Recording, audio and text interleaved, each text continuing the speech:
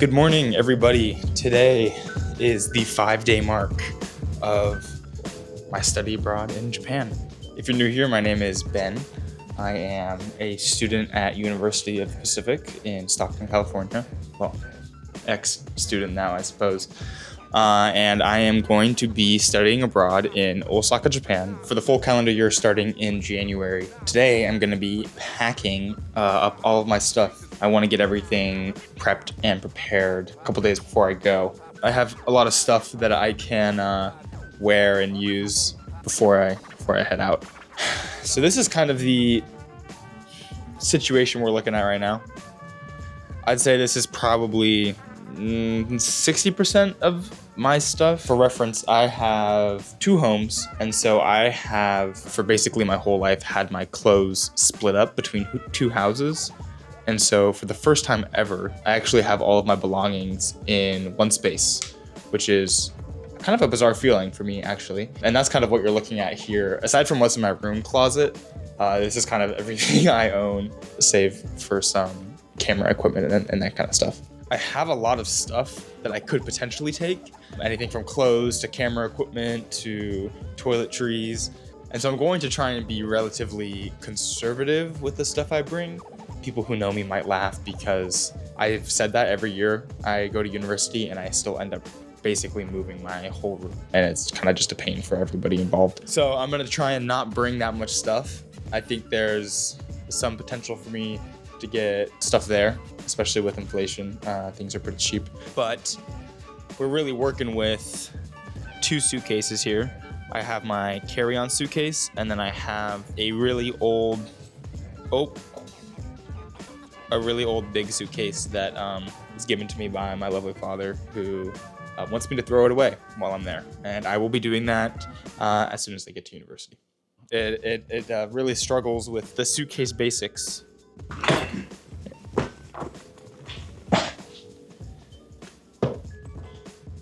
Please?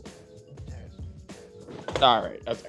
So that's what we're working with here. So I'm bringing those 2 suitcases and then my camera bag on top of that. Trying to pack light. I'm not trying to ship stuff there.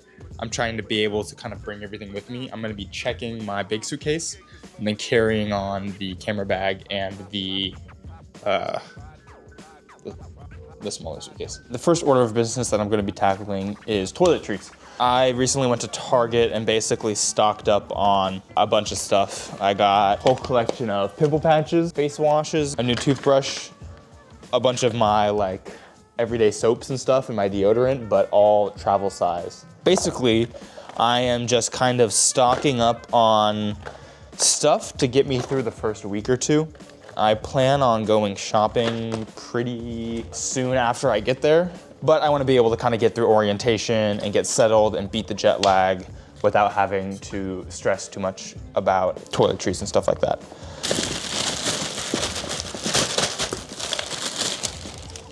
This is like my pile of shoes that I will be sorting through. I have kind of a lot of shoes, but not too many. But I only want to take a couple.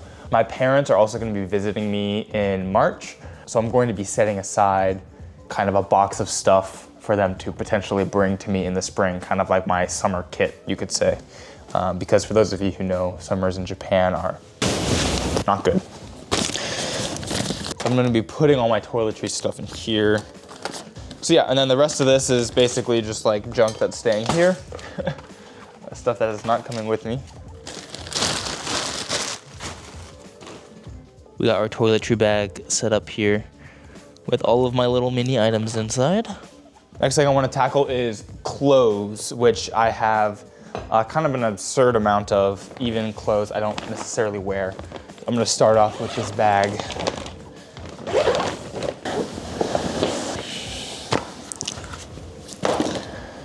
All right, let's crack open the big suitcase. Let's see what we got inside here. If I remember correctly, I basically just dumped all of my clothes that I brought back from college into here. And so it's just kind of an unorganized mess at the moment.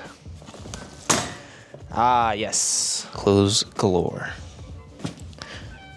Okay, so I'm going to start sorting through these clothes, and I will come back once we are a little bit further along in the process than just suitcases filled with clothes.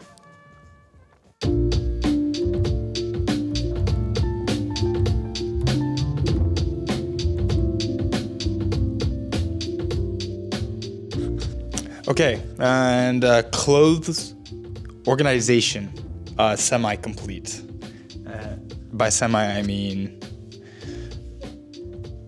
kind of still a complete mess, to be honest. Basically have sorted everything I need to wash into here, and then everything I'm taking over here. I still think there's probably gonna be some lingering clothes that I'm gonna still bring. But I think for the most part, that's kind of what I'm taking. I've organized the clothes I don't wanna take into these kind of piles over here.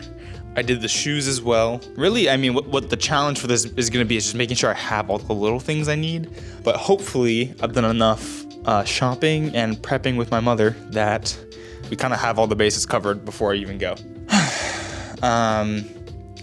Gonna kind of clean this up now. I have to head over to my other house to kind of finish packing up my room there. That's the house that is moving, like I mentioned in the last video. So I'm gonna kind of clean this up so my mom is not appalled when she gets home.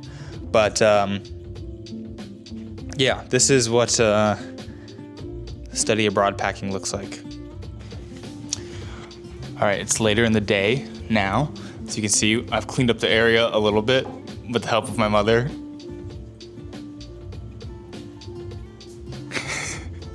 We are going to start sorting everything into different categories. So I'm gonna sort all of my shorts, all my pants, like each different kind of clothing, etc. And then I kind of have like an area for my camera stuff down here.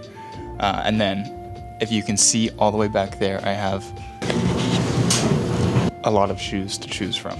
Obviously I cannot take all 9 pairs of shoes, so I need to start making some decisions. Mom? Yes, many decisions to be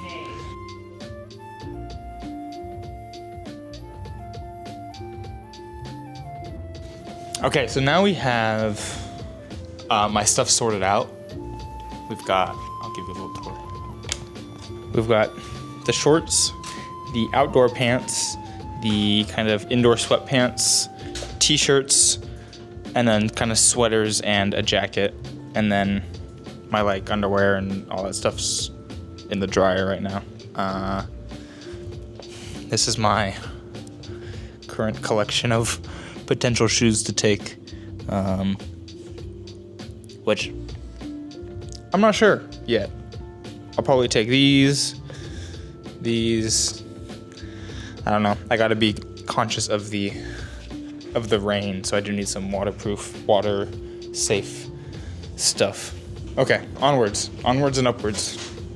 Okay, what about this? Is this a definite or what's this? That is a yes. Okay. Yeah. Too small. Instead, we're gonna try this huge one for all of the pants involved.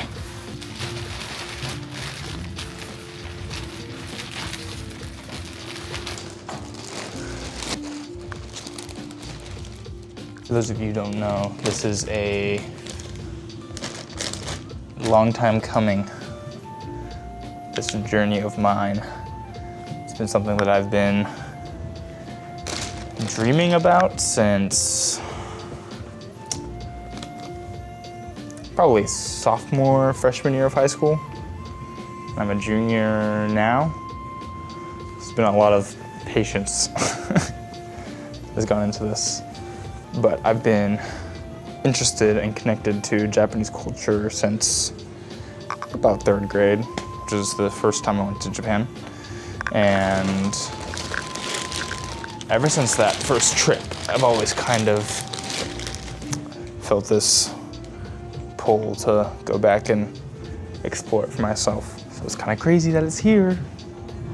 I'm trying to not bring that much stuff. I've already taken, I mean, you can't really see it, but the carnage of clothes around here.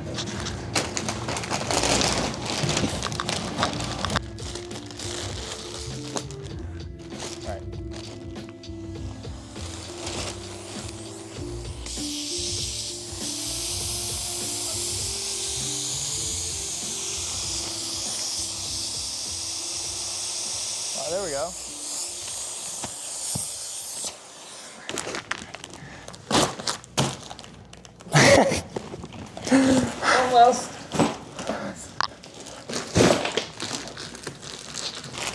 It's not exactly flat. We need to smash it a little bit.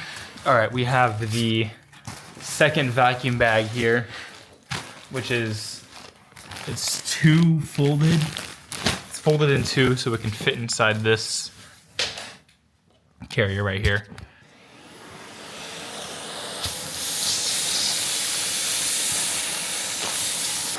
Well, this thing is a brick, to be sure.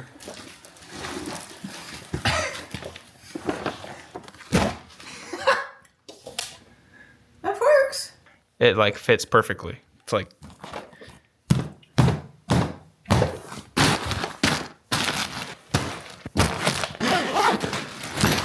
That's really well.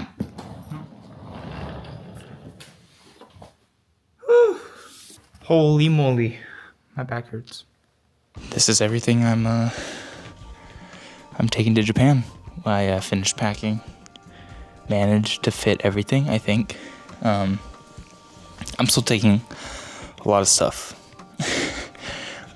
undoubtedly, but I think I managed to condense. I had to take a lot of stuff out, but managed to fit it all. Here we got camera bag with electronic stuff, computer stuff. This is kind of my carry-on onto the plane. I'm gonna bring these two onto the plane. So this has like my change of clothes for the hotel, eye mask, essentials, that kind of stuff. This is my clothes and all the other miscellaneous items I need, toiletries, all that good stuff. So yeah, I'm gonna check those two bags, and they should be good. Should be good. Something interesting I found in the process of packing and kind of clearing everything out was this travel journal from the first time I ever went to Japan, which would have been 2013, end of 2013, I think. Yep, June 1st, 2013.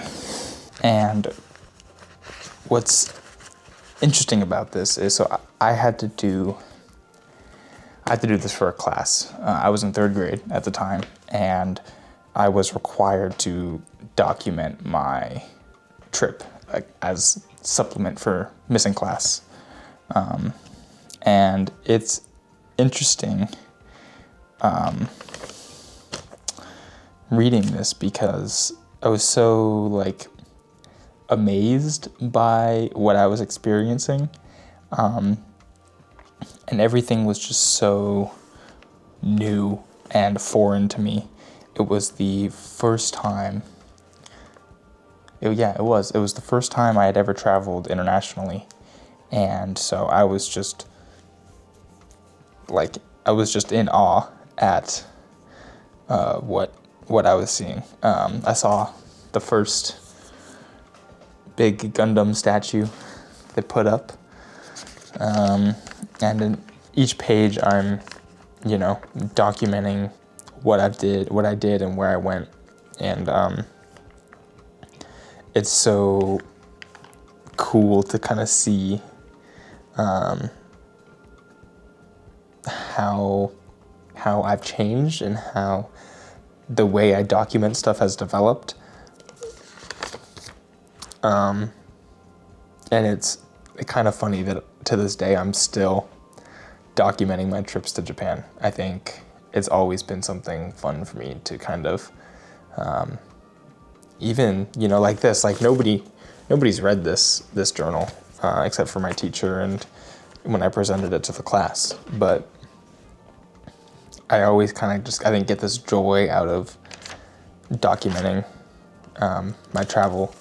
And Japan has just always been a very special place for me because it's kind of where I've discovered that love for travel and discovered that love for other cultures. And even here, this was kind of the first time I was ever trying to write kanji, which compared to how I write now, I actually understand the stroke order and how this kind of stuff works after studying it.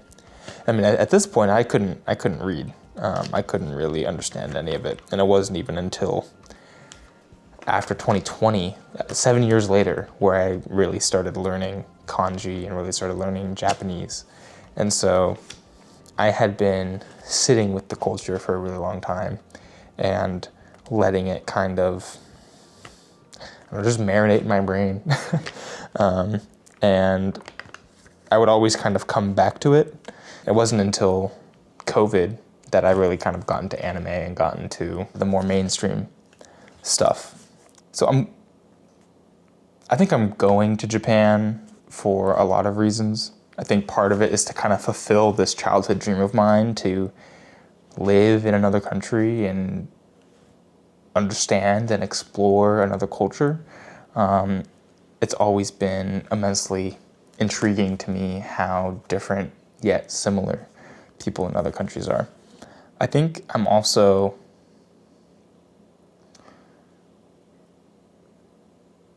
hoping that by forcing myself out of my comfort zone and into a place where I have no community yet, that I kind of put myself to the test, put my character to the test, try and find myself. I feel like right now I have self-awareness, but I don't really know myself. I feel like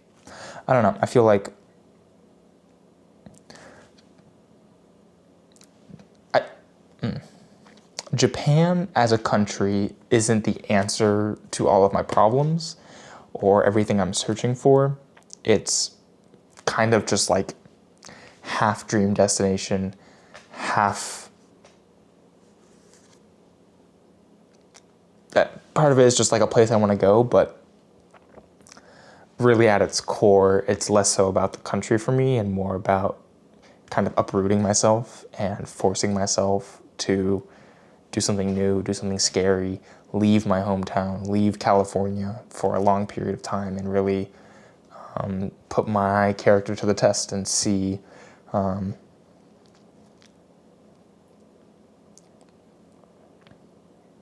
really just mature and grow. And I know that, I have a lot of room to grow. I have a lot of changes that I want to make to my life, my lifestyle, the consistency of my academics, the consistency of my creative output, my consistency socially with friends, family, and I think I admire a lot of the Japanese work culture, the good parts of the work culture, and their devotion to consistency and upholding your word. Something that inspires me about Japanese people in Japan is the number of people who devote their entire life to one craft, to one thing, and they spend their whole life becoming a master at something. And while I still don't know what I want to do, I want to understand and be part of that culture of consistency and passion and I just think this is the place to do it, and this is the time in my life to do it. I'm a junior in university. I think this is the only time in my life really where I can go to another country for a year and not really have any obligations. Even with the holiday visa, other ways, the JET program, other ways to go live in Japan, you have a work obligation, you have, certain things you have to do. And while I have that here, I'm studying, it's different, I feel. I think I'm young and I have this opportunity to really just go do something completely different than I've ever done before. I am not typically the most adventurous person in the sense of I don't really take I don't really allot time in my life to go out and do things, to go explore, to go, out into nature and new places. I don't really go out much at school. I'm relatively introverted. I kind of stay inside a lot. So I don't know. I think some people may be surprised by that decision, by my decision because of that. So yeah, I'm really thankful to all of the people who have supported me, both with the YouTube, before YouTube. There have been a lot of professors and advisors at my university who have enabled this opportunity, who have given me the chance to do this. I've had professors at this school who have let me take my creative projects and let them count for units, which is one of the main reasons that I'm so far ahead now and that I'm able to do this experience for the length that I'm doing it at, because in my sophomore year, I was able to take a huge project that I worked on and get basically 8 credits for it because of the size of my school. So a lot of this is kind of made possible by the fact that I chose a small university. When I was first applying here, when I first got to University of the Pacific, I knew that this was something that I had wanted to do, but I didn't have it planned out. And having that always in the back of my mind is kind of essential to making something like this happen. And that's what I would tell somebody who is considering this or is in the process of it, is that ultimately it just takes a lot of patience. And it takes a lot of patience and consistency, and you just got to keep asking and just keep doing it. UOP has a robust study abroad program. So for me, when I was looking for my colleges, that was kind of a no-brainer. The university I went to needed to have a study abroad program to Japan specifically. So, some people know more than others, just like where they want to go study abroad wise. But even so, I think already it's taught me so much, and I couldn't recommend this enough as somebody who hasn't even gone to their host country yet. Just the process of kind of, preparing to live in another country has taught me a lot about myself, how I prepare for stuff, how unorganized I can be, and how to, clean up. I hope you guys follow along on this journey. I have no idea what's going to happen. I have no idea where I'm going to go, what I'm going to experience. I have no community where I'm going.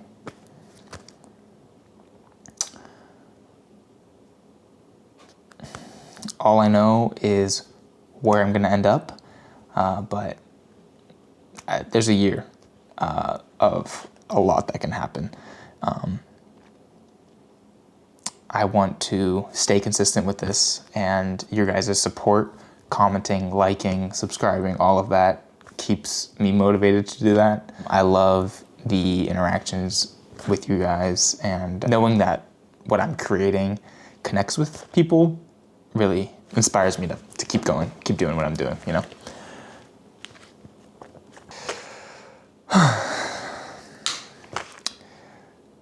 Yeah, I don't know. It's crazy that it's already basically here. It's been such a long time coming for me that I don't want to say the excitement is gone, because it's obviously still here, but there's